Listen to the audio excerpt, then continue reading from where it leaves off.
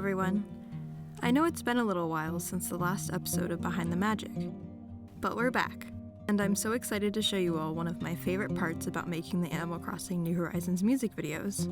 Welcome back to Behind the Magic, Episode 4, Details. If you haven't already seen episodes 1 through 3, I highly recommend going back and watching those first, as this video will make a whole lot more sense if you do so. I'll make sure to link them in the description below. Now, let's get started. There are a few different kinds of details that I wanted to show you all. Without some of these seemingly simple things, my videos would not look nearly as accurate to the originals as they do. For all of my Animal Crossing music videos, I try my very best to get all of the details that were in the original video into the Animal Crossing version. In order to do this, I usually will watch the original video over my Animal Crossing version. Of course, I can't actually show the original version here, but you get the idea. This way, I am able to get the frames to change in time with the original video, as well as watch them both at the same time to find any details I'm missing. Next up, we have the camera angles. How I move the camera makes a big difference when it comes to creating the same feel as the original video. A good example of this is actually from one of my latest videos, What's This? From The Nightmare Before Christmas. Again, unfortunately due to copyright reasons, I cannot show the original video here. However, I'll link it below so you can make your own comparison.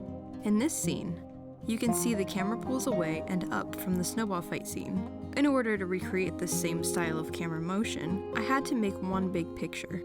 Then, I could zoom in and out to create a similar effect to the original video.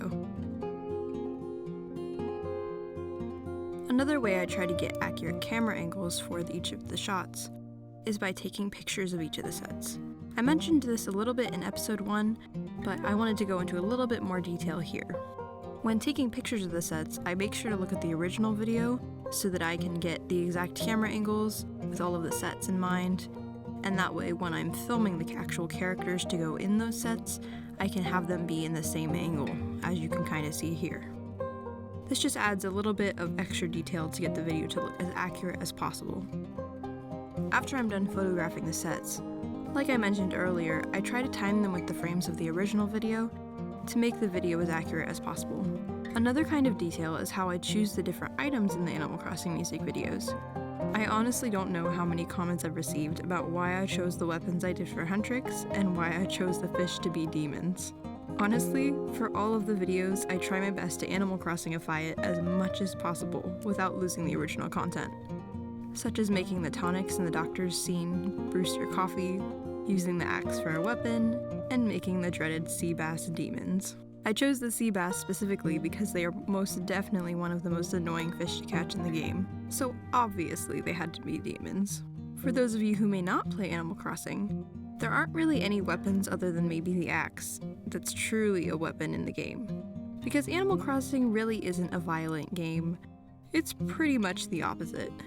So deciding on weapons, especially ones that would move like the weapons do in K-pop Demon Hunters, was a little challenging.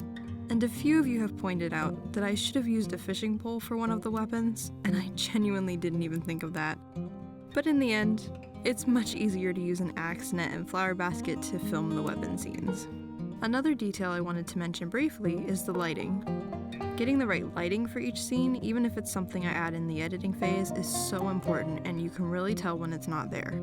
Especially in Takedown and what it sounds like.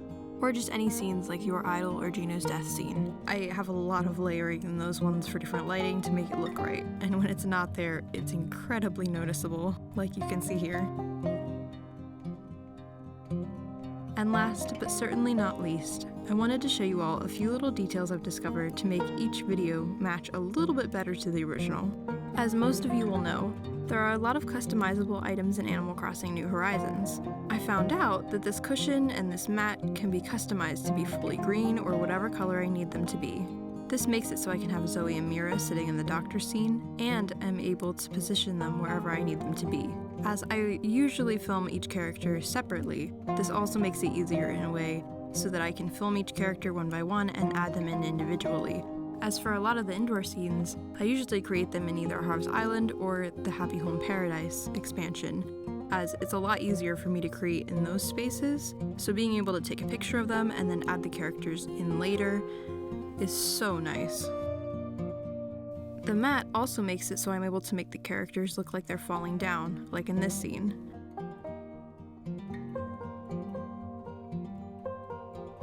As well as a number of other uses I can't wait to show you all as I discover them. I hope you all enjoyed this episode of Behind the Magic. This is the last episode I had planned. However, if you would all like to see me break down more of the Animal Crossing music videos as they come out, feel free to let me know down in the comments below. If you'd like even more Behind the Magic content, I actually have quite a few videos and posts of past and upcoming videos over on my members only channel, so feel free to check it out in the description below. That's all for now. Thank you all so much for watching, and I hope you all have the most wonderful rest of your day. Goodbye.